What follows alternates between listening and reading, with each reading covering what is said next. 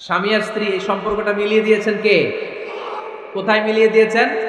জান্নাতে। আওয়াজ করে বলেন কোথায়? আমাদের আদি পিতা আদম আলাইহিস সালাম, আদিমাতা হাওয়া আলাইহিস সালাম, এরা হচ্ছেন পৃথিবীর প্রথম দম্পতি, the first couple in the world. পৃথিবীর সর্বপ্রথম দম্পতির নাম হচ্ছে আদম আর হাওয়া। জান্নাতে ওনাদের বিয়ে পড়াই দিয়েছিলেন কে? তার মানে বিয়ের সম্পর্কটা এটা জান্নাতি সম্পর্ক, এটা একটা চমৎকার সম্পর্ক। এজন্য এই দাম্পত্য জীবন, আমাদের এই সামাজিক জীবনের প্রভাব অনেক বেশি। অনেক দম্পতি আমাদের কাছে বলে, হুজুর সুখ নাই, শান্তি নাই। স্ত্রী এসে বলে, হুজুর আমার হাজবেন্ড আমাকে পছন্দ করে না, পরকিয়া করে। এই পরকিয়ার ভাইরাস বাংলাদেশে আছে না নাই? নীলফামারীতে বোধহয় নাই, আপনাদেরও আছে? আচ্ছা।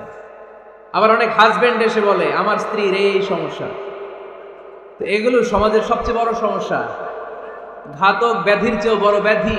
এগুলো নিয়ে কেউ মুখ খোলে না, কথা বলে না, ফলে দাম্পত্য জীবনের কলহ এটা দুর্বিষহ হয়ে ওঠে। আজকের আলোচনার মধ্য দিয়ে আমরা জানবো স্বামী স্ত্রী কেমন করে একটা সুখী, সমৃদ্ধ, আনন্দময় দাম্পত্য জীবন লিড করতে পারে। এ বিষয়ে আমাদের জানার দরকার আছে না নাই? আচ্ছা, আপনারা শুনতেছেন? আপনাদের সকলের মনোযোগ কি আমার দিকে, না ডানে বায়ে তাকাচ্ছেন? দাম্পত্য জীবনে সুখী হতে চাই কোরআন সুন্নাহর আলোকে। স্বামী স্ত্রীর সম্পর্কটা এটা একটা মধুর সম্পর্ক, ঠিক কিনা? স্বামী স্ত্রীর সম্পর্কটা কেমন জানেন? স্বামী স্ত্রীর সম্পর্কটা হচ্ছে হাত আর চোখের মতো। হাত ব্যথা পেলে চোখ দিয়ে পানি ঝরে, আবার চোখ দিয়ে পানি ঝরলে হাত সেই পানি মুছে দেয়, ঠিক কিনা? স্বামী আর স্ত্রীর সম্পর্কটা এরকম হবে, হাত আর চোখ। হাতে হাত কেটে গেলে চোখ দিয়ে পানি পড়ে, আবার চোখ দিয়ে পানি পড়লে হাতই ওই পানি মুছে দেয়। সম্পর্কটা এরকম থাকার দরকার আছে না নাই? আছে। আল্লাহ তাআলা স্বামী স্ত্রীর সম্পর্ককে কোরআনে পোশাকের সাথে তুলনা করেছেন। ড্রেস, কস্টিউম, পোশাক। আওয়াজ করে বলেন কিসের সাথে তুলনা করেছেন? পোশাক। কেন পোশাকের সাথে তুলনা করলেন? কারণ পোশাক মানুষের লজ্জাস্থানের হেফাজত করে। ইট কভারস আওয়ার প্রাইভেটস। পোশাক, ড্রেস এন্ড কস্টিউম এটা আমাদের লজ্জাস্থানকে ঢেকে রাখে, আমাদের ঈমান বাঁচায়। তেমনি স্বামী তার স্ত্রীর চরিত্র হেফাজত করে, স্ত্রী তার স্বামীর চরিত্র হেফাজত করে, ঠিক কিনা? এজন্য আল্লাহ তাআলা মেটাফরিক্যালি, রূপকভাবে স্বামী স্ত্রীকে পোশাকের সাথে তুলনা করেছেন। আবার পোশাক পরলে খুব সুন্দর লাগে, ডিজাইন করে, এমব্রয়ডারি করে, বিভিন্ন ডিজাইনের, বিভিন্ন স্টাইলের, বিভিন্ন ফ্যাশনের পোশাক মানুষ পরে। পোশাক পরলে মানুষের শ্রী বর্ধিত হয়, সৌন্দর্য বেড়ে যায়। ঠিক তেমনি নারীর চোখে পুরুষ সুন্দর, পুরুষের চোখে নারী সুন্দর, ঠিক কিনা? পোশাকের 3 নাম্বার কাজ হচ্ছে পোশাক মানুষকে কমফোর্ট দেয়, আরাম। এই যে শীতকালে আপনারা অনেকে ব্লেজার পরে আসছেন, অনেকের গলায় মাফলার, অনেকের গায়ে চাদর, আরাম লাগে না? কথা বলেন না কেন? লাগে। আবার গ্রীষ্মকালে এই মাফলার পরে কেউ বের হয়? চৈত্র মাসে, চৈত্র মাসে নীলফামারীতে জ্যাকেট পরেন কে কে দেখি? পরেন? পরেন? পরেন না। এর কারণ চৈত্র মাসে পাতলা কাপড় পরতে হয়, কটনের, সুতির কাপড়। শীতকালে মোটা কাপড় আরাম লাগে, দেহটাকে প্রশান্ত করে দেয়। আবার গরমকালে সুতির, কটনের পাতলা কাপড় পরলে দেহটারে প্রশান্ত করে দেয়। ঠিক তেমনি স্ত্রী যখন স্বামীর সান্নিধ্য পায়, স্ত্রী প্রশান্ত হয়ে যায়। আবার স্বামী যখন স্ত্রীর সংস্পর্শ পায়, স্বামীর অন্তরটারে প্রশান্ত করে দেয় কে? এজন্য আল্লাহ তাআলা নারীকে বলেছেন, নারী তোমরা হচ্ছে পুরুষের পোশাক। আবার পুরুষদেরকে বলেছেন, ও পুরুষেরা তোমরা নারীদের পোশাক। পড়েন আল্লাহু আকবার। রব্বুল আলামিন বলেন, হুন্না লিবাসুল লাকুম ওয়া আনতুম লিবাসুল লাহুন। ও নারীরা, তোমরা তোমাদের স্বামীদের পোশাক, আর তোমাদের স্বামীরা হলো তোমাদের পোশাক। পোশাক যেমনি লজ্জাস্থানকে ঢেকে রাখে, ঈমান ইজ্জতের হেফাজত করে, আব্রু ঢেকে রাখে, তেমনি স্বামী তার স্ত্রীর চরিত্রের হেফাজত করে, স্ত্রী তার স্বামীর চরিত্রের হেফাজত করে। পোশাক যেমনি সুন্দর, স্ত্রীর চোখে স্বামী সুন্দর, স্বামীর চোখে স্ত্রী সুন্দর। পোশাক যেমনি মানুষকে আরাম দেয়, প্রশান্ত করে দেয়, স্বামী আর স্ত্রী একে অপরের সংস্পর্শ পেলে তাদের হৃদয়টাও প্রশান্ত হয়ে যায়, ঠিক কিনা? এজন্য আল্লাহ তাআলা পোশাকের সাথে তুলনা করেছেন। পোশাক একে অপরের পোশাক। পোশাক চামড়ার সাথে লেগে থাকে না, আলাদা থাকে? তার মানে স্বামী স্ত্রীর সম্পর্কটা এরকম, মিলেমিশে ভালোবেসে একাকার, ঠিক না? আর নিসাউ শাকাইকুর রিজাল, নারীরা পুরুষদের কাউন্টার পার্ট, নারী হচ্ছে পুরুষের সহযোগী। এই পৃথিবীর এই সভ্যতা, এই সিভিলাইজেশন, এই উন্নয়ন, এই ডেভেলপমেন্ট, এটা শুধু পুরুষরা করে নাই। এই উন্নয়নের অংশীদারিত্বে আমাদের বোনদের, নারীদেরও হাত আছে না নাই? এজন্য কাজী নজরুল বলেছেন, এ বিশ্বে যা কিছু সুন্দর চিরকল্যাণকর, অর্ধেক তার করিয়াছে নারী, অর্ধেক তার নর। চিল্লায় বলেন ঠিক কিনা? এজন্য এই মহাবিশ্বের এই সভ্যতায় আপনাদের যেমনি অবদান, আমাদের বোনদেরও অবদান আছে না নাই? স্বামী স্ত্রী এই দুজন মিলে এই বিশ্ব সভ্যতা তৈরি হয়েছে। এজন্য দুজনের মধ্যে সম্পর্ক হবে পোশাকের মতো। পোশাক যেমনি দেহের সাথে লেগে থাকে, স্বামী স্ত্রীর মধ্যে এরকম সুসম্পর্কের দরকার আছে না নাই? আচ্ছা, আজকে আমরা জানার চেষ্টা করব কি করে স্বামী আর স্ত্রীর মধ্যে এই সুসম্পর্ক বাড়ানো যায়, ইনক্রিজ করা যায়। কি করে আমাদের মধ্যে মারামারি, কাটাকাটি, ঝগড়া, ডিভোর্স, এই রেটটা কমানো যায়। এ ব্যাপারে আমাদের জানার দরকার আছে না নাই?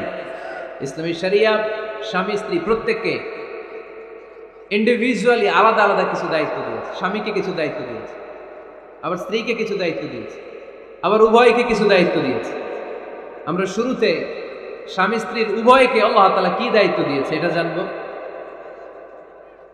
তারপরে স্ত্রীদেরকে আল্লাহ তাআলা কি দায়িত্ব দিয়েছেন সেটা জানবো, সবশেষে স্বামীদেরকে আল্লাহ তাআলা কি দায়িত্ব দিয়েছে সেটা জানবো। এই দায়িত্বগুলো পালন করার মধ্য দিয়ে দাম্পত্য জীবনকে সুখময় করে দিবে কে? আল্লাহ। শুরুতে আমরা জানবো দ্য কালেক্টিভ রেসপন্সিবিলিটি, যৌথ দায় দায়িত্ব কি আছে স্বামী আর স্ত্রীর, কেমন করে দাম্পত্য জীবনকে সুখময়, শান্তিময় করতে হয়। একটা দাম্পত্য জীবন কলহমুক্ত করতে চাইলে, সুখময় করতে চাইলে সর্বপ্রথম স্বামী স্ত্রীর যেটা খেয়াল রাখতে হবে সেটা হচ্ছে স্বামী স্ত্রীর উভয়ের স্যাক্রিফাইসের মানসিকতা থাকা লাগবে। স্যাক্রিফাইস, আওয়াজ করে আমার সাথে সাথে বলেন স্যাক্রিফাইস। এই স্যাক্রিফাইস ছাড়া দাম্পত্য জীবন টিকবে? দুইজনেই যদি ঝগড়া করে, দুইজনেই যদি রেগে যায়, ঝামেলা আছে না নাই? স্বামী রেগে গেলে স্ত্রীকে থেমে যেতে হয়, আবার স্ত্রী রেগে গেলে স্বামীকে থেমে যেতে হয়। স্বামীও যদি রেগে যায়, স্ত্রীও যদি রেগে যায়, তাহলে তৃতীয় বিশ্বযুদ্ধ বেঁধে যাবে, ঠিক না? এই জন্য রেগে গেলেন তো হেরে গেলেন, রাগা যাবে না। স্বামী যদি রেগে যায়, স্ত্রী থেমে যেতে হবে। স্ত্রী যদি রেগে যায়, স্বামী থেমে যেতে হবে। এটাই দাম্পত্য জীবনের সুখ আর সমৃদ্ধির মূল ফর্মুলা। স্যাক্রিফাইস করতে হবে। এর কারণ আপনি যদি দোষ খুঁজতে শুরু করেন, দোষ ছাড়া পৃথিবীতে মানুষ নাই, ঠিক কিনা? No one is perfect in this world. এই পৃথিবীতে কেউই পারফেক্ট না। আপনি যে আপনার স্ত্রীর দোষ খোঁজেন, আপনারও দোষ আছে না নাই? আবার ভাবি যদি আপনার খালি দোষ খোঁজে, ভাবিরও দোষ আছে না নাই? না, এই জন্য দোষ খুঁজবেন না, স্যাক্রিফাইস করেন, একটু মানিয়ে নিন। দাম্পত্য জীবনটা এরকমই, একটু ছাড় দিতে হয়, একটু মানিয়ে নিতে হয়। দাম্পত্য জীবনে কখনো মন খারাপ, কখনো মন ভালো, কখনো রোদ, কখনো বৃষ্টি, এই নিয়েই দাম্পত্য জীবন, ঠিক কিনা? তাহলে দাম্পত্য জীবনে যদি আমরা সুখ পেতে চাই, সকল নবদম্পতিকে বলবো একটু ছাড় দেওয়ার মানসিকতা বিল্ড আপ করেন, একটু মানিয়ে নেন, একটু মানিয়ে নেন, একটু ছাড় দেন, একটু মিলেমিশে চলেন। এক স্যাক্রিফাইস আমাদের জীবনটারে, আমাদের দাম্পত্য জীবনটাকে একটা জান্নাতি দাম্পত্য জীবন বানাই দিবে, ঠিক কিনা? দাম্পত্য জীবনকে সুখী করার 2 নাম্বার ফর্মুলা হচ্ছে ঝগড়া করা যাবে না। আপনারা ঝগড়া করেন নাকি? হ্যাঁ, বউয়ের সাথে ঝগড়া করেন না এরকম বিবাহিত পুরুষ কে কে আছেন দেখি এখানে? হাত তুলছে অনেকে, বিশ্বাস হয় আপনাদের? হ্যাঁ, অনেক ঝগড়া। হ্যাঁ, আচ্ছা, মেয়েরা বেশি করে? না না, এই মহিলা প্যান্ডেল আছে এদিকে, এদেরকে জিজ্ঞেস করলে বলবে সব দোষ আপনাদের, আর আপনারা দোষ দিচ্ছেন এদের। তো ঝগড়া করবেন না মেহরবানি করে, সম্মানিত ভাইরা, ঝগড়া করবেন না। কারণ এই ঝগড়া থেকে, সামান্য ঝগড়া থেকে অনেক সময় বিচ্ছেদের দিকে চলে যায় সম্পর্ক। ছোট্ট ঝগড়া থেকে যেতে যেতে ঝগড়া বাড়তে বাড়তে ডিভোর্সের দিকে গড়া, এরকম আছে না নাই? না, সামান্য ঝগড়া যদি বেঁধে যায়, শয়তান এটার মধ্যে বাতাস দেয়, এটারে বাড়াতে বাড়াতে শয়তান অনেক বড় করে। ইমানদারদের পরিবার ভেঙে গেলে শয়তান খুশি, আর ইমানদারদের পরিবার টিকে থাকলে আমার আল্লাহ খুশি। আমরা কার খুশি চাই? জোরে বলতে হবে, খুশি চাই কার? শয়তান সব সময় চায় ইমানদারদের ফ্যামিলি ভেঙে দিতে। Always he tries his level best to break down the relationship of a moving family. একজন ইমানদারের ফ্যামিলি কি করে ব্রেকডাউন করে দেয়া যায়, যেন ঝগড়াই করবো না। আপনি ঝগড়া করলে ভাবি যেন ঠান্ডা থাকে, ভাবি ঝগড়া শুরু করলে আপনি ঠান্ডা থাকবেন। ঝগড়া করা যাবে না, কিন্তু ঝগড়া হয়ে যায় ফ্যামিলিতে, এটাকে চেক দিতে হবে। ঝগড়া নিয়ে অনেক মজার মজার গল্প আছে। একটা গল্প দিয়ে আজকে শুরু করি। এক লোক মাহফিল শেষ করে 11টার দিকে বাসায় ফিরেছে। তো বাসায় ঢোকার আগে তার ওয়াইফকে ফোন দিয়েছে। ফোন দিয়ে বলতেছে, এই মাহফিল শেষ, আমি কিন্তু বাসায় চলে আসতেছি, শুরু করার আগে তাড়াতাড়ি দরজাটা খুলো। তো স্ত্রী আবার রাতের খাবার স্বামীকে ছাড়া খায় না। তো স্ত্রী দরজা খুলে দাঁড়ায় আছে, স্বামী বেচারা আসছে। আসার পরে স্ত্রীকে বলতেছে, এই শুরু করার আগে রাতের খাবার দিয়ে দাও, খেয়ে নেই। তো স্বামী ওয়াশরুম থেকে ফ্রেশ ট্রেশ হয়ে আসছে, স্ত্রী বেচারিও ডাইনিং টেবিলে খাবার দিয়েছে। এবার স্বামীও খেতে বসেছে, স্ত্রীও খেতে বসেছে। স্বামী আবার বলতে আরম্ভ করছে, শুরু করার আগে ফ্যানটা ছাড়ো, খুব গরম লাগতেছে। এবার তো স্ত্রী রেগে মেগে আগুন, কি আসার পর থেকে শুরু করার আগে, শুরু করার আগে, শুরু করার আগে, কি শুরু করার আগে? স্বামী বলতেছে, এই তো শুরু হয়ে গেল, এই শুরু হয়ে গেল। মানে কি? ঝগড়া। নীলফামারীর ভাইয়েরা, এটা শুরু করা যাবে না। শুরু করবেন আপনারা, ঝগড়া করবেন। আমাদের ফ্যামিলিগুলো থেকে ঝগড়াকে আজকে থেকে আমরা নো বলে দিলাম। মানে না, ঝগড়াকে কি বললাম? সবাই বলতে পারেন না, আওয়াজ করে বলেন, ঝগড়াকে আমরা কি বলবো? নো। ঝগড়া করা যাবে না। শয়তান ঝগড়া বাঁধাতে খুব উস্তাদ। সহিহ মুসলিমের হাদিস, ইন্না ইবলিসা ইয়াদাউ আরশাহু আলাল মা সুম্মা ইয়াবআসু সারায়াহু। ইবলিস তার সিংহাসন গেড়েছে সাগরের উপরে।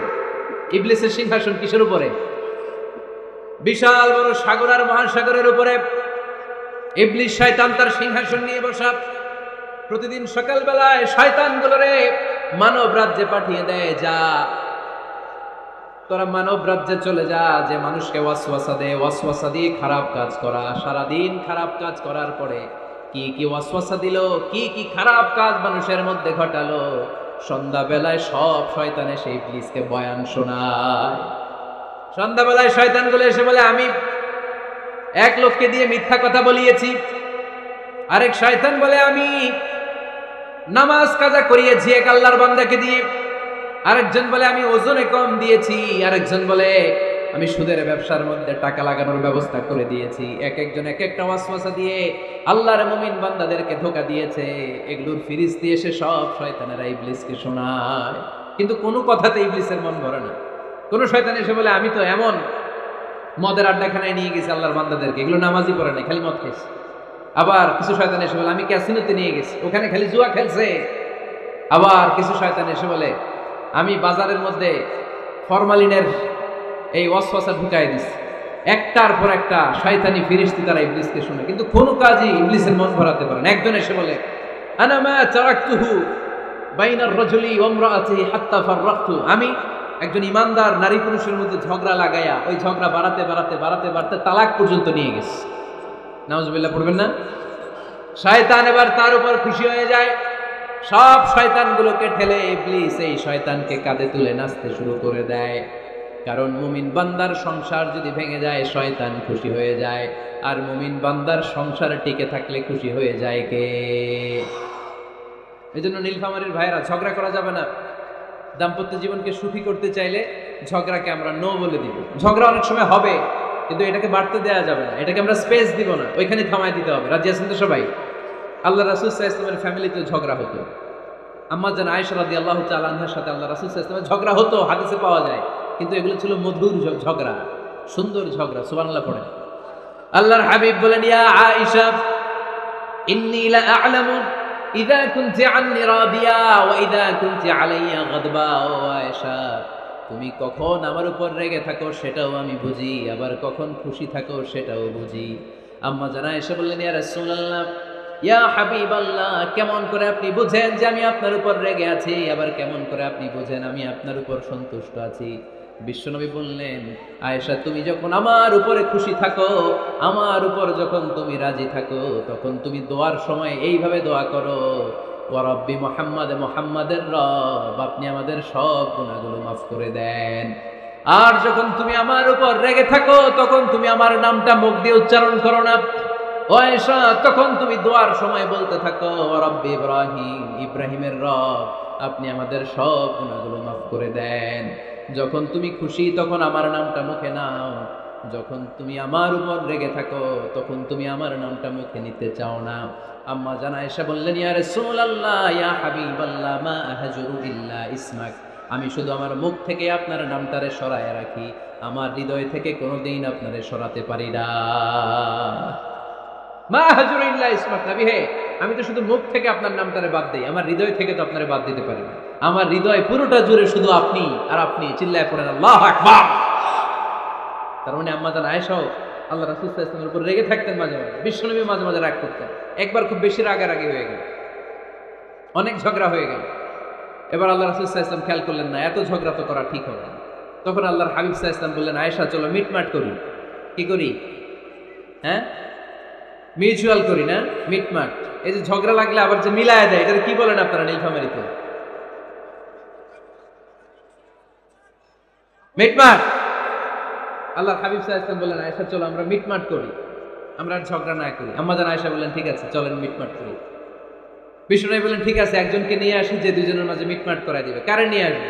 ওমরে ফারুককে নিয়ে আসি। আম্মা জান আয়েশা বলেন, না, ওমরও গলিব, ওমরের মেজাজ গরম, আমার ভয় লাগে। সুবহানাল্লাহ পড়বেন না?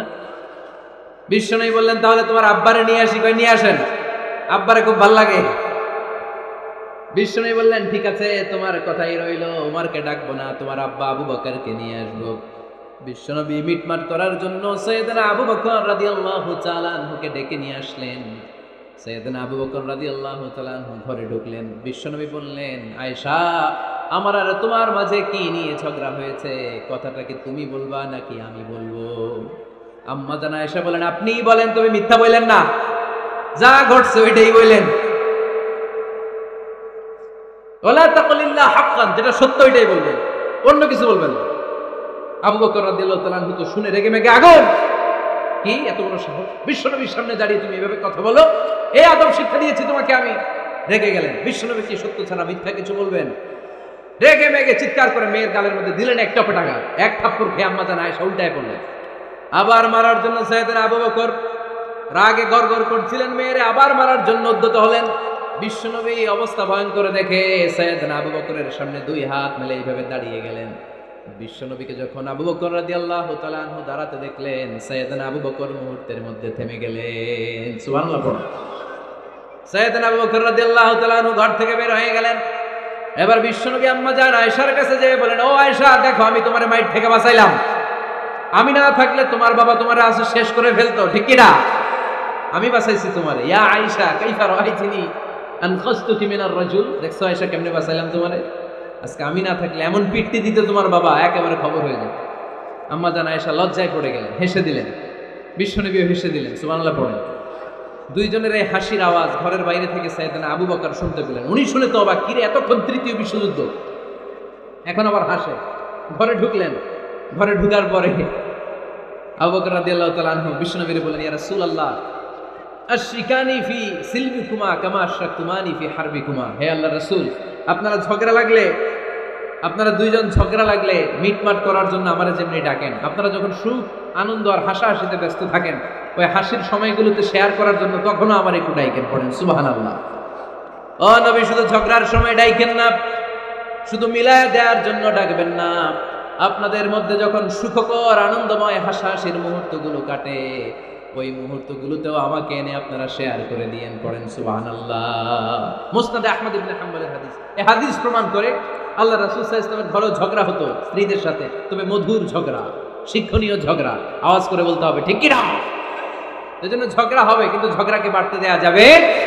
তাহলে দাম্পত্য জীবন সুখময় করতে চাইলে 1 নম্বরে স্যাক্রিফাইস, 2 নম্বরে ঝগড়াকে আমরা কি বলে দিছি আজকে? বলে গেছি। ঝগড়াকে কি বলবো? নো। তাসলিমা নামে একটি মেয়ে হারিয়ে গেছে। ওসি সাহেব বলেছেন, পিছনে পুলিশের কাছে যদি পাঠিয়ে দিতে পারেন ভালো হয়। ছোট্ট মেয়ে দেখলে জিজ্ঞেস করবেন, তোমার নাম কি? যদি বলে তাসলিমা, 6 বছর বয়স, ওকে পাঠিয়ে দেবেন। 3 নাম্বার, দাম্পত্য জীবন সুখময় করতে চাইলে দাম্পত্য জীবনের কোনো গোপন কথা কারোর সাথে শেয়ার করা যাবে না। এটা কবিরা গুনাহ, এটাকে হারাম বলে ঘোষণা দিয়েছে কে? এটাকে বিষ্ণু বলেছেন আযমুল আমানা। স্বামী স্ত্রীর মধ্যে যে অন্তরঙ্গ মুহূর্ত কাটে, এই মুহূর্তগুলোর কথা কারোর সাথে শেয়ার করা যাবে? নীলফামারীর যুবক ভাইরা চিল্লায় বলে এগুলো শেয়ার করা যাবে? বিশ্বনবী বললেন খবরদার, এটা আযামুল আমানাত। স্বামীর সবকিছু স্ত্রীর কাছে আমানত, স্ত্রীর সবকিছু স্বামীর কাছে আমানত। আবার বিশ্বনবী বলেছেন যারা স্বামী স্ত্রীর গোপন দাম্পত্য জীবনের কথা অন্যের কাছে শেয়ার করে দেয় তারা হলো আশারুন নাস, পৃথিবীর মধ্যে সবচাইতে নিকৃষ্ট মানুষ। এরা নিকৃষ্ট, এদের চাইতে নিকৃষ্ট আর কেউ হতে পারে না। উলাইকা কাল আনআম বাল হুম আদাল, এরা পশুর চাইতে নিকৃষ্ট, যারা স্বামী স্ত্রীর প্রাইভেট কথা, পার্সোনাল কথা মানুষের কাছে বলে বেড়ায়। আর সিবাউ হারাম, এই গোপনীয় সব কথাগুলোকে অন্যের কাছে প্রকাশ করা হারাম করেছে কে? চিল্লায় বলতে হবে কে? তাহলে খবরদার, নিজেদের দাম্পত্য জীবনের কোনো কিছু অন্যের সাথে শেয়ার করবেন। আমাদের বোনরা অনেক সময় একসাথে বসলে পেটের কথা, পিঠের কথা সব বলে ফেলে, আছে না নাই? না বোনেরা, সব শেয়ার করলেও আপনাদের দাম্পত্য জীবনের কোনো কথা কখনো কারোর সাথে শেয়ার করতে পারবেন না। 4 নম্বর ফর্মুলা হচ্ছে অহেতুক সন্দেহ পরিহার করতে হবে। অনেক স্ত্রী আছে স্বামীরে খালি সন্দেহ করে, আছে না নাই? নীলফামারীতে এই সমস্যা নেই, আছে? এই যে ভুক্তভোগী পাওয়া গেছে, আছে না নাই? খালি সন্দেহ করে, এই তুমি ওদিকে তাকে লেগে, ওই বেটের দিকে তাকে লেগে, এই তোমার মোবাইল দাও, কারে ফোন দিলা দেখি, এই ফেসবুকের পাসওয়ার্ড দাও দেখি কি করছে, দেখি মেসেঞ্জারে কার সাথে চ্যাটিং করছে, আছে না নাই? এই যে অহেতুক সন্দেহ আপনার ফ্যামিলিটারে জাহান্নামের টুকরা বানায় দিবে। আবার অনেক স্বামী আছে স্ত্রীকে খালি সন্দেহ করে, এদিকে তাকালে সন্দেহ করে, ওদিকে তাকালে সন্দেহ করে, বাসায় থাকলেও সন্দেহ, বাইরে গেলেও সন্দেহ, এরকম আছে না নাই? না, অহেতুক সন্দেহ এটা পরিহার করবেন। এই সন্দেহ খুব খারাপ জিনিস। আমি ব্যক্তিগতভাবে অনেক কেস এরকম হ্যান্ডেল করেছি। এসে বলে হুজুর খালি সন্দেহ করে, এটা একটা রোগ, এটা কি আপনার ফ্যামিলিটারে শেষ করে দেবে। এই জন্য অহেতুক সন্দেহ পরিহার করবেন। হ্যাঁ, সত্যি যদি পরকীয়ার কোনো ঘটনা ঘটে থাকে ওটা নিয়ে বসেন, ফেস টু ফেস কথা বলেন, ফ্যামিলি মিটিং করেন, সরাসরি সেটেল করার চেষ্টা করেন। কিন্তু অহেতুক সন্দেহ একটা রোগ, এই রোগ থেকে আল্লাহ তুমি দাম্পত্য জীবনকে বাঁচাও, আমরা আওয়াজ করে পড়বো আমিন।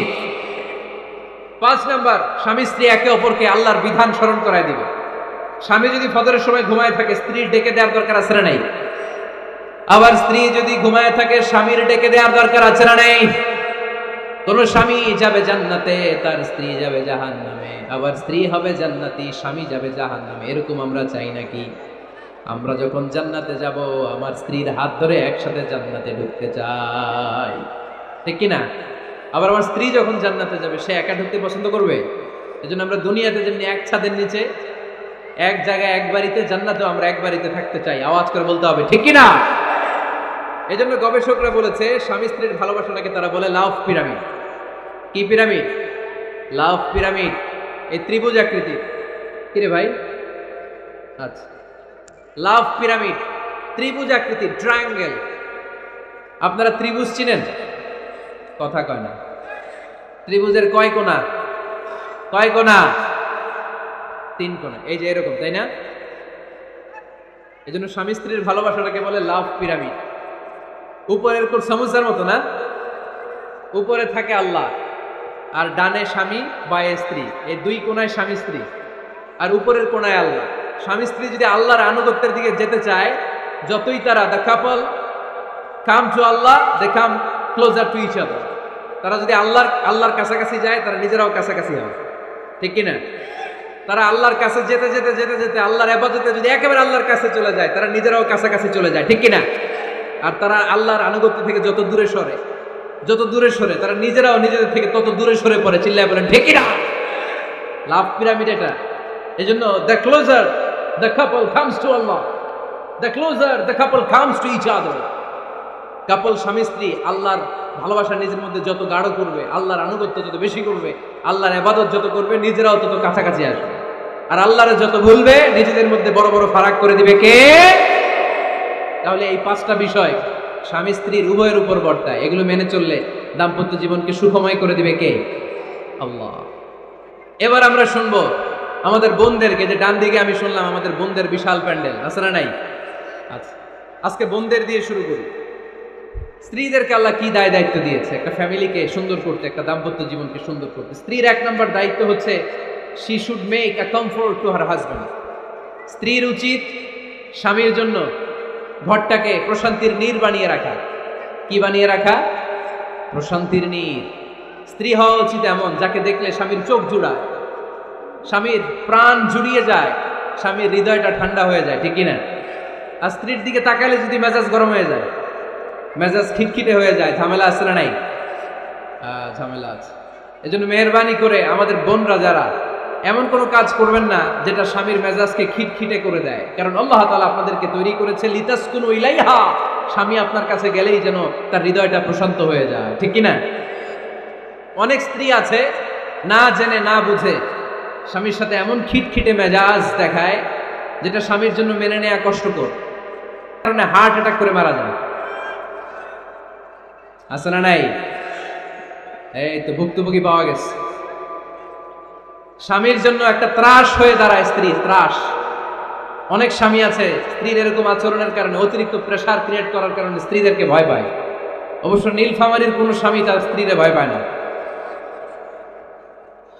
ভয় পায়? স্ত্রীরে ভয় পান কে কে দেখি?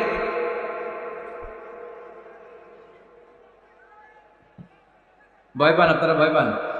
হ্যাঁ, এক অফিসের বড় সাহেব তার স্ত্রীরে খুব ভয় পায়, প্রচন্ড ভয় পায়। তো সে মনে মনে ভাবলো, দেখি আমার অফিসের যারা স্টাফ আছে, ম্যানেজাররা আছে, এরা কতটুকু ভয় পায়, এরা ভয় পায় কিনা। তো একদিন সকালবেলা অফিসের সব স্টাফগুলোর একসাথে দাঁড় করে বলতেছে, এই আপনারা যারা যারা আপনাদের স্ত্রীদেরকে ভয় পান তারা ডান দিকে যান, আর যারা স্ত্রীকে ভয় পান না এরা বাম দিকে যান। অফিসের সব কর্মচারী ডান দিকে চলে গেছে, সবাই ভয় পায়, একজন শুধু বাম দিকে। বাম দিকে কয়জন? ভয় পায় না। আর যারা ভয় পায় এরা ডান দিকে, ডান দিকে সবাই। তো বড় সাহেব ভাবছে, আলহামদুলিল্লাহ আমার অফিসে একজন হইলেও বীর পুরুষ আছে। তো বীর পুরুষের কাছে যেয়ে বলে, ঘটনা কি, আপনি মোটেও ভয় পান না? স্যার, প্রতিদিন অফিস করার জন্য যখন ঘর থেকে বের হয় আমার বউ আমারে বলে দেয়, খবরদার সবাই যেদিকে যায় তুমি কিন্তু ওইদিকে যাইবা না, সবাই যেদিকে যায় তুমি ওইদিকে গেলে খবর আছে। বড় সাহেবকে খবরদার, এটা তো আরো ডরায়, ঠিক কিনা? এজন্য বোনদেরকে বলবো, লিতাসকুনু ইলাইহা, এমন ভাবে আপনি আপনার স্বামীর সামনে নিজেকে প্রেজেন্ট করেন যাকে আপনাকে দেখলে আপনার স্বামীর চোখ জুড়িয়ে যায়, হৃদয়টা প্রশান্ত হয়ে যায়, আপনাকে দেখলেই আপনাকে ভালোবাসতে মনে চায়, ঠিক কিনা? এজন্য রব্বুল আলামিন বলেন, আমি নারীদেরকে তৈরি করেছি লিতাসকুনু ইলাইহা, যেন পুরুষেরা স্ত্রীদের সংস্পর্শ যখন পায় পুরুষদের হৃদয়টারে প্রশান্ত করে দেয় কে? রব্বুল আলামিন বলেছেন, খাদিজার জন্য জান্নাতে আমি এমন একটা ঘর বানিয়েছি যেই ঘরের মধ্যে কোনো বিশৃঙ্খলা নাই। খাদিজার জন্য জান্নাতে এমন একটা প্রাসাদ আমি বানিয়েছি যেই প্রাসাদের মধ্যে কোনো আওয়াজ নাই, কোনো কোলাহল নাই, কোনো বিশৃঙ্খলা নাই। কারণ খাদিজা আমার নবীকে এমন একটা ঘর উপহার দিয়েছে যেই ঘরের মধ্যে কোনো বিশৃঙ্খলা ছিল না, আওয়াজও ছিল না। পড়েন সুবহানাল্লাহ। আল্লাহ রাসূল যখন সারাদিন কাফেরদের মাঝে কোরআনের দাওয়াত দিতেন, কোলাহল, মারামারি, জীবনের ঝুঁকি নিয়ে মক্কার কুরাইশদের মাঝে যখন দাওয়াত দিতেন, সব বিশৃঙ্খলা, ঝামেলা, গোলমাল শেষ করে রাতের বেলায় যখন খাদিজার ঘরে বিশ্বনবী ঢুকতেন, বিশ্বনবীর হৃদয়টারে প্রশান্ত করে দিত কে? আম্মাজান খাদিজা বিশ্বনবী সাল্লাল্লাহু আলাইহি ওয়াসাল্লামের জন্য এমন ঘর উপহার দিয়েছেন যেই ঘরে বিশ্বনবী আসলে বিশ্বনবীর হৃদয়টা ঠান্ডা হয়ে যেত। সুবহানাল্লাহ পড়ুন। অনেক স্ত্রী আছে স্বামী ঘরে ঢুকলেই ঘরে আটা নাই, রুটি নাই, চাল নাই, ডাল নাই, এটা লাগবে ওইটা লাগবে, ওখানে যেতে হবে, একটার পর একটা ফিরিস্তি বলে বেড়ায়, আছে না নাই? না, এটা করবেন না। আপনার কি লাগবে এই সব দায় দায়িত্ব আল্লাহ তাআলা স্বামীকে দিয়েছে, স্বামীকে জানাবেন। তবে ধীরে সুস্থে, ধীরে সুস্থে স্বামীর জন্য ঘরটাকে এমন করে রাখতে হবে যেন ঘরে ঢুকলেই স্বামীর হৃদয়টারে প্রশান্ত করে দেয় কে? এজন্য স্ত্রীর প্রথম দায়িত্ব ঘরটারে প্রশান্তির নীড় বানানো। এখানে কি আবার কি এখানে মারামারি, দুই দল নাকি?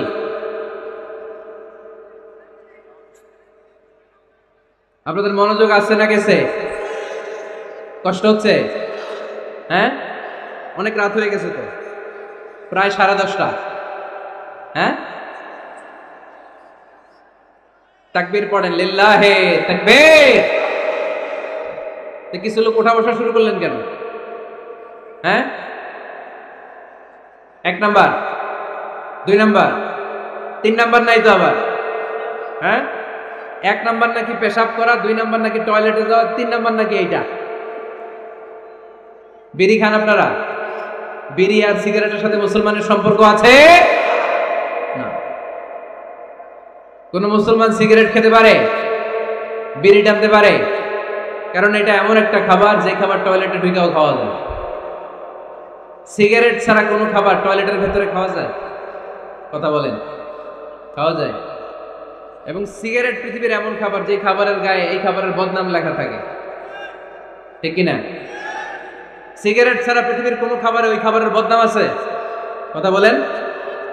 ধরেন আপনাদের নীলফামারীতে নতুন এক প্যাকেট বিস্কিট বেরিয়েছে, যে বিস্কিটের গায়ে লেখা এই বিস্কিট খাওয়ার 1 ঘন্টার মধ্যে ডায়রিয়া শুরু হবে। ওটা খাইবেন কে কে? খাবেন আপনারা? কি বলবেন দোকানদারে, তোর বিস্কিট তুই খা, তোর ডায়রিয়া হোক, ঠিক কিনা? কিন্তু সিগারেটের গায়ে কিন্তু লেখা থাকে স্মোকিং কজেস ক্যান্সার, ধূমপান স্বাস্থ্যের জন্য ক্ষতিকর, ধূমপান কর্কট রোগের কারণ, ধূমপান করলে এটা বিষপানের শামিল। এই সিগারেট এটা তৈরি হয় তামাক পাতা থেকে, টোবাকো প্ল্যান্টস। এই তামাক পাতা চাষ হয় নাকি নীলফামারীতে? হ্যাঁ, বাংলাদেশে সবচেয়ে বেশি, সবচেয়ে বেশি নীলফামারীর কোন থানায়? সদরে, শহর অঞ্চলে? আচ্ছা, এই তামাক পাতার চারদিকে বেড়া দেয়া লাগে না, জানেন? কারণ ছাগলও মুখ দেয় না। তো যেটা ছাগলে খায় না ওইটা মানুষ খেতে পারে? আওয়াজ করে বলেন। তাহলে ঝগড়ারে যেমনি আজকে আমরা নো বলে দিলাম, এই সিগারেট, এই মাদক, এগুলাকে আজকের প্রোগ্রাম থেকে আমরা নো বলে দিব। পারা যাবে? মাদককে আমরা নো বলে দিলাম। আওয়াজ করে বলেন, মাদক আর সিগারেটকে কি বললাম? নো। আল্লাহ তুমি বোঝার তৌফিক দান করো, আমরা পড়ি আমিন। একটা সুখী দাম্পত্য জীবনের জন্য স্ত্রীর 2 নাম্বার দায়িত্ব হচ্ছে স্বামীকে ইন্সপায়ার করা, স্বামীকে সাহস যোগানো, পিছন থেকে ড্রাইভিং পুশের মতো কাজ করা। কারণ স্বামীকে যখন স্ত্রী সাহস যোগায়, স্বামীর সাহস বেড়ে যায়, ঠিক কিনা? আল্লাহর হাবিব সাল্লাল্লাহু আলাইহি ওয়াসাল্লামের কাছে কোরআনের আয়াত নাযিল হলো, ইকরা বিসমি রাব্বিকাল্লাযী খালাক, খালাকাল ইনসানা মিন আলাক, ইকরা ওয়া রাব্বুকাল আকরাম, আল্লাযী আল্লামা বিল কলম, আল্লামাল ইনসানা মা লাম ইয়ালাম। পড়েন আল্লাহু আকবার। সূরাতুল আলাকের 5 আয়াত হেরা গুহায় যখন নাজিল হয়ে গেল, বিশ্বনবী সাইয়েদনা জিবরাইলকে নিজ আকৃতিতে দেখলেন, পা থেকে মাথা পর্যন্ত দেখে বিশ্বনবী ভয় পেয়ে গেলেন। বিশ্বনবী সাল্লাল্লাহু আলাইহি ওয়াসাল্লাম জীবনে 2 বার সাইয়েদনা জিবরাইল আলাইহিস সালামকে ওনার আসল আকৃতিতে দেখেছিল। আওয়াজ করে বলতে হবে, কয়বার? এক হচ্ছে মেরাজ রজনীতে সিদরাতুল মুনতাহায়, 2 হচ্ছে প্রথম যখন কোরআনের আয়াত নাজিল হয়, বিষ্ণু ইসা ইসলাম দেখলেন বিশাল একজন ব্যক্তি, পাটা হচ্ছে হেরা গুহায় আর মাথাটা হচ্ছে আকাশের উপরে। এই বিশাল একটা লোক, সে কোরআনের 5 আয়াত নিয়ে এসেছে সূরাতুল আলাক, আর বলতে শুরু করেছে, ইয়া মুহাম্মদ ইকরা, আপনি পড়ুন, আপনি পড়ুন, আপনি পড়ুন। 3 বার পড়ার আদেশ করার পরে বিষ্ণু ইসা ইসলাম পড়তে আরম্ভ করলেন, ইকরা বিসমি রাব্বিকাল্লাযী খালাক, খালাকাল ইনসানা মিন আলাক, ইকরা ওয়া রাব্বুকাল আকরাম, আল্লাযী আল্লামা বিল কলম, আল্লামাল ইনসানা মা লাম ইয়ালাম। বিষ্ণু ইসা ইসলাম পড়তে আরম্ভ করলেন। প্রথম কোরআনের আয়াত যখন নাজিল হয়ে গেল, বিষ্ণু ইসা ইসলাম ভয় পেয়ে গেলেন। হাত নাড়াচ্ছেন কেন আপনারা? হ্যাঁ, কি স্ক্রিনে দেখা যায়? আহারে কি আনন্দ, আকাশে বাতাসে সবাই খুশির ঠেলায়, খুশিতে আনন্দে ঠেলায় না? আল্লাহর হাবিব সাল্লাল্লাহু আলাইহি ওয়াসাল্লাম ভয় পেয়ে গেলেন। আপনাদের মনোযোগ তো নাই মনে হচ্ছে, তা হাত নাড়াচ্ছেন কেন? এদিকে দেখেন। খরগোশের কানের মতো কান দুইটারে খাড়া করে। কোরআনের আয়াত যখন নাজিল হলো, আল্লাহ রাসূল সাল্লাল্লাহু আলাইহি ওয়াসাল্লাম ভয় পেয়ে গেলেন। বিষ্ণু ঈসা ইসলামের হৃদয় কাঁপতে আরম্ভ করলো। কোরআনের 5 আয়াত নিয়ে হেরা গুহা থেকে বিশ্বনবী আম্মা জান খাদিজাতুল কুবরা রাদিয়াল্লাহু তাআলা আনহার কাছে চলে আসলেন। এসে ডেকে বললেন, খাদিজা জাম্মিলুনি জাম্মিলুনি, কম্বল দিয়ে তুমি আমারে চাপা দাও, আমার ভয় লাগছে, মনে হয় আমি বাঁচবো না। আম্মা জান খাদিজা বললেন, কি হয়েছে আপনার? বিশ্বনবী বললেন, বিশাল বড় একটা লোক কোরআনের 5 আয়াত নিয়ে এসেছে। ওই লোকের পা হেরা গুহার মধ্যে, মাথাটা আকাশের উপরে, এত বিশাল সত্তা, বিশাল কোন মানুষ জীবনে আমি দেখি নাই। এসে সে পরিচয় দিয়েছে সে নাকি জিবরাইল ফেরেশতা।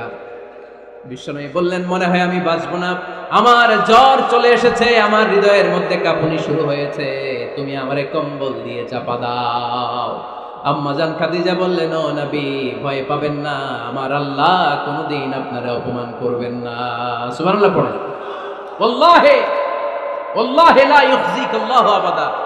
নবী গো, আল্লাহ আপনারা অপমান করবেন না, কারণ আপনার মধ্যে এমন এমন ভালো ভালো গুণ আছে, এই গুণাবলীগুলি যে মানুষের মধ্যে থাকে তাকে আমার রব কোনোদিন অপমান করতে পারে না। চিল্লায় বলেন ঠিক কিনা? নবী হে, ইন্নাকা লা তাসিলুর রাহিমা, আপনি আত্মীয়তার সম্পর্ক বজায় রাখেন। ও নবী, তাসদুকুল হাদিসা, সব সময় আপনি সত্য কথা বলেন। ওয়া তাহমিলুল কাল্লা, আপনি মানুষের বোঝা টেনে দেন। ওয়া তাকসিবুল মা'দুমা, যার উপার্জন করার কেউ নাই, নিজে গায়ে খেটে আপনি তারে উপার্জন করে দেন। ওয়া তু'ইনু আলা নাওয়াইবিল হক, সত্য যেখানে বিপন্ন সেখানে আপনি সাহসী সৈনিকের মতো দাঁড়িয়ে যান। সুবহানাল্লাহ। নবী হে, আপনি ভয় পাবেন না, কারণ আপনি এমন অসাধারণ ব্যক্তিত্ব, এমন জনকল্যাণমূলক কাজের আঞ্জাম আপনি দেন, এরকম লোককে আল্লাহ কখনো অপমান করতে পারে? আপনি চালিয়ে যান, আপনাকে থামানোর মতো অপশক্তি গোটা বিশ্বে দ্বিতীয়টা নাই। চিল্লায় বলেন ঠিক কিনা? বিশ্বনবীকে সাহস জুগিয়েছেন, এরকম সাহস জোগানোর মতো স্ত্রী আমাদের দরকার আছে না নাই? বিশ্বনবী সারাদিন বাইরে যখন কাফির মুশরিকদের অত্যাচার অনাচার সহ্য করে ঘরে আসতেন, আম্মা জান আয়েশা এমন সাহসিকতার বাণী শোনাতেন, এমন মোটিভেশন শোনাতেন, এমন ইন্সপায়ারেশন দিতেন, বিশ্বনবী সারাদিনের সব দুঃখ কষ্ট ভুলে গিয়ে এর পরের দিনের দাওয়াতি কাজের জন্য নতুন করে এনার্জি ফিরে পেতেন। চিল্লায় পড়েন আল্লাহু আকবার। এজন্য স্ত্রীর 2 নাম্বার কাজ হচ্ছে স্বামীকে সাহস জোগানো। 2 নাম্বার কাজ কি? স্বামীকে সাহস জোগানো, স্বামীকে সাপোর্ট দেয়া। স্ত্রীর 3 নাম্বার কাজ হচ্ছে স্বামীর ডাকে সাড়া দেয়া। কি দেয়া? স্বামী যদি স্ত্রীর সঙ্গ পেতে চায়, স্ত্রীর ওই ডাকে সাড়া দিতে হবে। রাতের বেলা স্বামী যদি স্ত্রীর সঙ্গ চায়, আর স্ত্রী যদি সঙ্গ না দিয়ে চলে যায়, ফজর পর্যন্ত ওই স্ত্রীর উপর আল্লাহর ফেরেশতারা লানত দিতে থাকে। চিল্লায় পড়েন নাউযুবিল্লাহ। তবে হ্যাঁ, ভ্যালিড যদি কোনো কজ থাকে, ভ্যালিড কজ, অসুস্থতা, অন্যান্য কমপ্লেক্সিটি যদি থাকে, সেটা ভিন্ন ব্যাপার। কিন্তু ইগোর কারণে, ইগো, মেজাজ দেখিয়ে, রাগ দেখিয়ে কোনো বোন যদি স্বামীর আহ্বানে সাড়া না দিয়ে মুখ ফিরিয়ে চলে যায়, ফজর পর্যন্ত আল্লাহর ফেরেশতারা ওই মহিলার উপর লানত দিতে থাকে। আওয়াজ করে পড়তে হবে নাউযুবিল্লাহ। আবার বিশ্বনবী বলেছেন, খবরদার, রমজান ছাড়া কোন নফল রোজা কোন স্ত্রী যদি রাখতে চায়, নফল রোজা রাখার আগে স্বামীর কাছ থেকে যেন সে অনুমতি নিয়ে নেয়। নফল রোজা, আওয়াজ করে বলেন কি রোজা? ফরজ রোজা না। দিনের বেলা যেহেতু রোজা রাখতে হয়, কোন নারী, কোন যুবতী নারী, বয়স্ক নারীদের কথা ভিন্ন, কোন যুবতী নারী যদি নফল রোজা রাখতে চায়, সে তার স্বামীর পারমিশন নেবে। কারণ হয়তো স্বামী দিনের বেলা স্ত্রীর সঙ্গ চেতে পারে, ঠিক কিনা? এজন্য স্বামীর কাছ থেকে পারমিশনের দরকার আছে না নেই? এরপরে 4 নাম্বার দায়িত্ব, নিজের লজ্জাস্থানের হেফাজত করা। ফাসসালিহাতু খানিতাতুন হাফিযাতুন লিল গায়বি বিমা হাফিজাল্লাহ। আল্লাহ নেককার স্ত্রীদের বর্ণনা যখন কালামুল্লাহ মাজিদে দিয়েছেন, আল্লাহ বলেছেন নেককার নারীদের প্রথম গুণ, তারা সব সময় তাদের স্বামীদের আনুগত্য করে। 2 নাম্বার, তারা তাদের নিজের লজ্জাস্থানের হেফাজত করে। 4টা কাজ কোন নারী যদি দুনিয়াতে করে, 4টা, আওয়াজ করে বলতে হবে কয়টা? মাত্র 4টা কাজ কোন নারী যদি পৃথিবীতে করে, ওই নারীর জন্য জান্নাতের 8টা দরজা খুলে দিবে কে? আওয়াজ করে বলতে হবে, খুলে দিবে কে? বিশ্বনবী বলেন, আল মারআতু ইযা সাল্লাত খামসাহা, কোন নারী যদি 5 ওয়াক্ত সালাত পড়ে, সামাত শাহরাহা, রমাদানের রোজা রাখে, আতাআত বালাহা, স্বামীর আনুগত্য করে, হাফিজাত ফুরুজাহা, লজ্জাস্থানের হেফাজত করে, এই 4টা কাজ যদি কোন নারী দুনিয়ার বুকে করে, জান্নাতের 8টা দরজা তাদের জন্য খুলে দিবে কে? এজন্য দাম্পত্য জীবনকে সুখময় করতে হলে একজন স্ত্রীর 4 নাম্বার দায়িত্ব হচ্ছে নিজের সতীত্বের হেফাজত করা। 5 নাম্বার দায়িত্ব হচ্ছে স্বামীর সম্পদের হেফাজত করা। সাইয়েদনা আবু সুফিয়ান রাদিয়াল্লাহু তাআলা আনহু ছিলেন খুব কৃপণ মানুষ, বিষ্ণু ঈসা ইসলামের শ্বশুর। সেই বুখারীতে এসেছে, ওনার স্ত্রী এসে আল্লাহ রাসূল সাল্লাল্লাহু আলাইহি ওয়াসাল্লামের কাছে বলেন, ইয়া রাসূলুল্লাহ, ইন্না আবু সুফিয়ান রাজুলুন শাহীহ। আল্লাহর রাসূল, আবু সুফিয়ান খুব কৃপণ মানুষ, আমার আর আমার সন্তানদের খরচের জন্য যে টাকা পয়সা লাগে আমার স্বামী দেয় না। এখন আমার স্বামীর অনুমতি ছাড়া সিন্ধুক থেকে টাকা নেয় আমার জন্য জায়েজ কিনা? আল্লাহর হাবিব বললেন, হ্যাঁ, স্বামী যদি কৃপণ হয় তাহলে ফ্যামিলির খরচের জন্য যতটুকু দরকার অতটুকু নিতে পারবা, ওইটারে ক্ষমা করে দিবে কে? আমাদের অনেকের মধ্যে অনেক কৃপণ লোক আছে না নাই? এখানে নাই মাশাআল্লাহ। এই কৃপণ লোক যদি থাকে, আপনার অনুমতি ছাড়াও ভাবি আপনার পকেট থেকে টাকা নিতে পারবে। আজকে সব গোমর ফাঁস করে দিলাম। কৃপণ যারা, তাদের পারমিশন ছাড়া পকেট থেকে, আলমারি থেকে টাকা নিয়ে যতটুকু দরকার ফ্যামিলির যতটুকু খরচ করা যাবে, অতিরিক্ত খরচ করা যাবে না। 6 নাম্বার দায়িত্ব হচ্ছে ছেলে মেয়েদেরকে দেখাশোনা করা, ছেলে মেয়েদেরকে বুকের দুধ খাওয়ানো।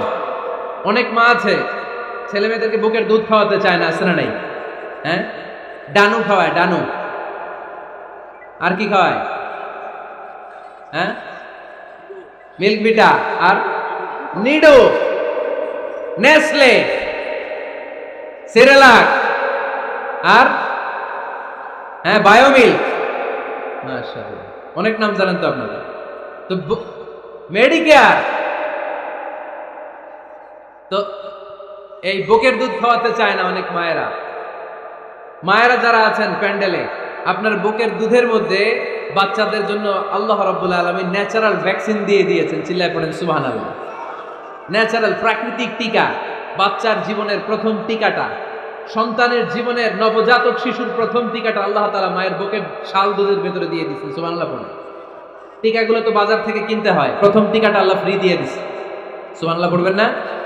এজন্য রাব্বুল আলামিন বলেন, ওয়াল ওয়ালিদাতু ইউরদি'না আওলাদাহুন্না হাওলাইনি কামিলাইনি লিমান আরাদা আন ইউতিম্মার রাদাআ। দুনিয়ার প্রতিটা মায়ের উচিত টানা 2 বছর তাদের সন্তান সন্ততিদেরকে দুধ খাওয়ানো। কয় বছর? আওয়াজ করে বলতে হবে, কয় বছর? মায়ের বুকের দুধ যে ছেলেগুলো খায় না, এদের ব্রেনের গ্রোথ হয় না। এগুলো হয় বলদা নাম্বার 1। কি হয়? বলদা নাম্বার 1। ফার্মের মুরগির মতো এগুলা। ফার্মের মুরগি দেখছেন? হ্যাঁ, ফার্মের মুরগি দেখবেন যে দোকানে যখন কিনতে যাবেন, এটারে নিয়ে যেখানে ওজন করে ওইখানে বসা রাখলে ওইখানেই বসে যাবে, আধা ঘন্টায় উঠবে না, এটা বসেই থাকে। আর গ্রামের মুরগি দেখছেন, দেশি মুরগি, ধরতে পারবেন এটারে? খবর আছে, ঘাম ছুটায় ছাড়বে।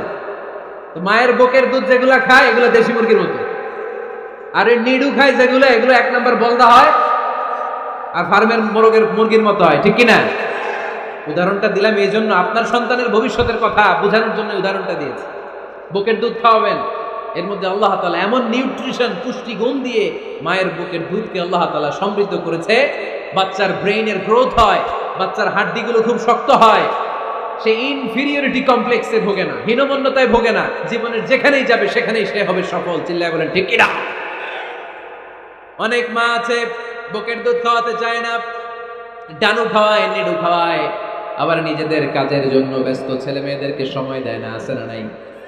নারীরা চাকরি করতে পারবে, হেজাব করে নিজেকে পর্দার মধ্যে রেখে শিক্ষকতা করতে পারবে, ডাক্তারি করতে পারবে, সব পেশায় তারা যেতে পারবে, নিজেদেরকে পর্দার মধ্যে রেখে হেজাব করে সব জায়গায় যেতে পারবে। কিন্তু সন্তানদেরকেও দেখাশোনার দরকার আছে না নাই?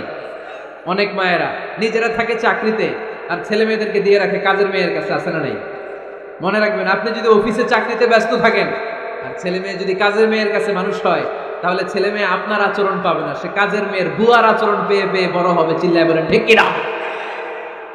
এক একটা নারীকে আল্লাহ তাআলা এক একটা ফ্যামিলির ম্যানেজিং ডাইরেক্টর বানিয়ে দিয়েছে। A woman is an MD of a family. একজন নারী একটা ফ্যামিলির ম্যানেজিং ডাইরেক্টর। এখানে অনেক কাজ আছে মিয়া। এখানে তার ফুড ম্যানেজমেন্ট এনশিওর করতে হয়, এখানে অনেক ডিপ্লোমেসি জানা লাগে। একজন নারীকে ফ্যামিলিতে টিকে থাকতে হলে কূটনীতি লাগে, শাশুড়ির সাথে বউয়ের ঝগড়া আছে না নাই, ম্যানেজ করতে হয়। একান্নবর্তী ফ্যামিলি হলে স্বামীর ভাই বোন এদের মন মানিয়ে চলতে হয়, পুরো ঘরটাকে হ্যান্ডেল করতে হয়। এখানে আছে ফুড ম্যানেজমেন্ট, এখানে আছে ক্লিনিং ম্যানেজমেন্ট, এখানে আছে ডিপ্লোমাসি। পুরো ঘরের মধ্যে তো বিশাল একটা অফিস। এই কাজ ফেলে দিয়ে মহিলারা বাইরে ঘুরে বেড়ায় না, ফ্যামিলি সামলান। আপনি যদি ঘরমুখ হন, তাহলে আপনার ফ্যামিলির মধ্যে বরকত দিয়ে এটাকে সমৃদ্ধ করে দিবে কে? তাহলে সুখী দাম্পত্য জীবনের 6 নম্বর ফর্মুলা হচ্ছে ছেলে মেয়েদেরকে সময় দেন। ছেলে মেয়েদেরকে সময় দেন। Spending money, spending time is more important than spending money for children. ছেলে মেয়েদের জন্য টাকা ব্যয় করার চেয়ে ছেলে মেয়েদের সাথে সময় ব্যয় করা বেশি গুরুত্বপূর্ণ। ঠিক কিনা? এমন অনেক ফ্যামিলি আছে আমি দেখেছি যে বাবাও চাকরিজীবী, মাও চাকরিজীবী। আছে না নাই? হয় ডে কেয়ারে না কাজের বুয়ার কাছে মানুষ হইতেছে। বাবা মারা যখন সকালে অফিসের জন্য বের হয় তখনও ছেলে মেয়ে ঘুমায়, আবার রাতে যখন মিটিং সিটিং সব শেষ করে ঘরে আসে তখনও ছেলে মেয়েগুলো ঘুমায়। শুক্রবার ছাড়া বাবা মার ছেলে মেয়েদের দেখা নাই। এরকম ফ্যামিলি আছে না নাই? ঢাকাতে পারিবারিক এই ক্রাইসিস, এই সংকটগুলো আমরা প্রায় শুনি। আপনাদের নীলফামারীতে আলহামদুলিল্লাহ এগুলো নাই, তাই না? আল্লাহ তুমি আমাদের ফ্যামিলিগুলোরে বরকতময় করো, আমাদের ফ্যামিলিতে যেন আমরা জান্নাতি ইমেজ উপভোগ করতে পারি, তুমি তৌফিক দান করো। আওয়াজ করে পড়বো আমিন। 7 নাম্বার দায়িত্ব, বিশ্বনবী বলেছেন খবরদার, স্বামী পছন্দ করে না এমন কোন লোককে স্ত্রী যেন ঘরে অ্যালাউ না করে। স্বামী পছন্দ করে না এমন কোন লোককে আপনার স্ত্রী ঘরে অ্যালাউ করতে পারবে? আমার বোনেরা খবরদার, আপনার স্বামীর পারমিশন ছাড়া, আপনার স্বামী পছন্দ করে না এরকম কোন লোককে আপনার ঘরে আপনি অ্যালাউ করতে পারবেন না। 8 নাম্বার, স্বামীকে আর্থিকভাবে সহযোগিতা করা। যদি স্ত্রী ধনী হয়, আমরা সব এক করে ফেলছি, আসলে ইসলামের দৃষ্টিতে স্বামীর ব্যালেন্স আলাদা, স্ত্রীর ব্যালেন্স আলাদা। স্বামীর যাকাত আলাদা, স্ত্রীর যাকাত আলাদা, ঠিক কি না? স্ত্রী ধনী হতে পারে, স্ত্রীর আলাদা সম্পদ থাকতে পারে। যদি স্ত্রীর সম্পদ থাকে, স্ত্রীর উচিত তার সম্পদ দিয়ে তার স্বামীকে এস্টাবলিশ হতে, স্বাবলম্বী হতে সহায়তা করা। যদিও এটা আল্লাহ তাআলা আবশ্যক করে দেন নাই, কারণ আর্থিক ফিনান্সিয়াল সব কাজগুলোকে স্বামীর উপরে খরচ করেছে কে? ফিনান্সিয়ালি 1 টাকা খরচ করা, 1 টাকার দায়ভার নেওয়া কোন স্ত্রীর উপরে আল্লাহ আবশ্যক করে নাই। তারপরেও স্ত্রী যদি ধনী হয়, স্ত্রীর যদি জায়গা জমি থাকে, সম্পদ থাকে, তাহলে স্ত্রীর উচিত তার স্বামীকে স্বাবলম্বী হতে সহযোগিতা করা, ঠিক কিনা? আমরা মডেল হিসেবে আম্মা জান খাদিজা রাদিয়াল্লাহু তাআলা আনহার জীবনের দিকে যদি তাকাই, তাহলে দেখব উনি অনেক মহিয়সী, গরিয়সী একজন ব্যবসায়ী নারী ছিলেন। আম্মা জান খাদিজা রাদিয়াল্লাহু তাআলা আনহা ওনার ব্যবসায় স্টাফ হয়ে বিশ্বনবী ওনার সাথে পরিচিত হলেন। বিশ্বনবীর আমানতদারিতায় মুগ্ধ হয়ে আম্মা জান খাদিজা বিশ্বনবীর বিয়ের প্রস্তাব দিলেন। আম্মা জান খাদিজা রাদিয়াল্লাহু তাআলা আনহার সাথে বিশ্বনবীর যখন বিয়ে হয়ে যায়, বিয়ের পরে আম্মা জান খাদিজা বলেন, ও বিশ্বনবী, আমার যত সম্পদ আছে, আমার ব্যবসায়ের যত মালামাল আছে, যত সম্পদ আছে, সব আমি আপনার পায়ের সামনে এনে রেখে দিলাম। আপনি দিয়ে দিলাম, সব সম্পদ আপনার আমি দিয়ে দিলাম। আপনি ইচ্ছে মতো মানুষকে দান করতে পারেন, খরচ করতে পারেন, দাওয়াতি কাজে, মুসলিমদেরকে আজাদ করার কাজে আপনি ব্যয় করতে পারেন। আওয়াজ করে পড়েন আল্লাহু আকবার। আম্মা জান খাদিজাকে যদি আমরা মডেল হিসেবে ধরি, তাহলে প্রতিটা বোনের উচিত তাদের যদি অর্থকড়ি থাকে, সম্পদ থাকে, স্বামীকে স্বাবলম্বী হতে ওই সম্পদ দিয়ে সাহায্য করার দরকার আছে না নাই? কথা বলেন না কেন? 9 নাম্বার, স্ত্রীর দায়িত্ব দাম্পত্য জীবনকে সুখময় করতে নিজেকে স্বামীর সামনে বিউটিফাই করে উপস্থাপন করা। ওই যে কয় ঠিক আসছে, নিজেদের পক্ষে আসলে ঠিক, নিজেকে বিউটিফাই করে, মেকআপ করে স্বামীর সামনে উপস্থাপন করা। রাগ করবেন না আমার বোনেরা, আমি আপনাদেরকে খুব ভালোবাসি এবং বোনরাও আমাকে খুব ভালোবাসে। আমার একটা পেজ আছে আমার নামে ফেসবুকে, মিজানুর রহমান আজহারি। এই পেজে প্রতিদিন শত শত প্রশ্ন আসে। এই প্রশ্নের বেশিরভাগ প্রশ্ন আমাদের বোনদের। অনেক বোনরা বলে, হুজুর আপনার ওয়াজ আমরা শুনি, কারণ আপনি আমাদেরকে খুব সম্মান দিয়ে কথা বলেন। আলহামদুলিল্লাহ, আমি আমার বোনদেরকে ভালোবাসি, মাদেরকে ভালোবাসি। আমি আমার মা বোনদেরকে বলবো, আপনারা নিজেদেরকে গুছিয়ে সাজিয়ে স্বামীর সামনে উপস্থাপন করেন। অনেক বোনেরা আছে বাইরে যাওয়ার সময় পার্লারিং করে, মেকআপ করে, সুন্দর জামা কাপড় পরে বাইরে যায়, আর স্বামীর সামনে আসলে বুয়ার মতো থাকে। আছে না নাই? স্বামীর সামনে পচা জামা, ছিঁড়া জামা, চুলের মধ্যে নাই সুগন্ধি, নিজেকে গুছিয়ে রাখে না, সামলে রাখে না, কাজের বুয়ার মতো নিজেকে উপস্থাপন করে স্বামীর সামনে। আর বাইরে গেলে মেকআপ করে, পার্লারিং করে যায়। হওয়া দরকার ছিল উল্টা, বাইরে আপনি সাদা সিধা ভাবে যাবেন, বোরকা দিয়ে নিজেকে ঢেকে যাবেন। বাইরে যাওয়ার সময় কোনো নারী পারফিউম ইউজ করে যেতে পারবে না।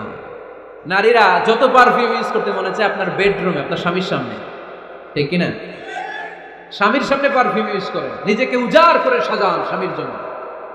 এই প্রতিটা সাজুগুজুতে সওয়াব আছে না নাই? ইসলাম কতটা চেক এন্ড ব্যালেন্স, কতটা ভারসাম্যপূর্ণ জীবন ব্যবস্থা। খবরদার, নারীরা ডিওডোরেন্ট ইউজ করে বাইরে যেতে পারবে, যেটা সে তার আর্মপিটে ইউজ করে, কিন্তু ঝাঁঝালো পারফিউম বোরকার উপর দিয়ে মেরে কোনো নারী বাইরে যেতে পারবে? কথা বলেন। সুনানে নাসাইর হাদিস, আল্লাহর হাবিব বলেন, আইয়ুমা ইমরাআতিন ইস্তা'তারাত নাফসাহা ফামাররাত আলা কওমিন লিয়াজিদু রিহাহা ফাহিয়া জানিয়া। কোন নারী যদি তার জামার উপর দিয়ে পারফিউম মেখে পুরুষ লোকের দৃষ্টি আকর্ষণের জন্য ঘরের বাইরে বের হয়, যতটা পুরুষ তার চেহারার দিকে লোলুপ দৃষ্টি নিয়ে তাকাবে, ততটা পুরুষের সাথে জিনার গুনাহ মহিলার আমল নামায় তুলে দিবে কে? পারফিউম মেখে যদি কোনো নারী বেরোয় এই উদ্দেশ্যে যে ছেলেরা আমাদের প্রতি আকৃষ্ট হবে, যতটা ছেলে তার দিকে তাকাবে প্রত্যেকটা ছেলের সাথে জিনার গুণ আল্লাহ তাআলা এমনি তার আমলনামায় তুলে দিবেন। নাউজুবিল্লাহ পড়েন। এজন্য খবরদার, নিজেকে সাজিয়ে গুজিয়ে স্বামীর সামনে উপস্থাপন করুন। সাজিয়ে গুজিয়ে অনেক স্ত্রীরা আছে ড্রাইভারের সাথে কথা বলার সময় মিষ্টি হাসি দিয়ে কথা বলে। বাজারে শপিং করতে গেলে আসসালামু আলাইকুম ভাই কেমন আছেন, কি সুন্দর আসসালামু আলাইকুম। স্বামীর সামনে আসলে আর এই মিষ্টি কথাটা নাই, আসলে নাই। বাইরে তোমার চিকন গলায় কিসের আসসালামু আলাইকুম, হ্যাঁ না, বাইরে আপনি আসসালামু আলাইকুম দিতে যাবেন না, ঝটপট করে কর্কশ ভাষায় কথা বলে শেষ। কেউ ফোন দিয়েছে, হ্যালো কে, স্বামীকে চায়, উনি বাসায় নাই, কাট।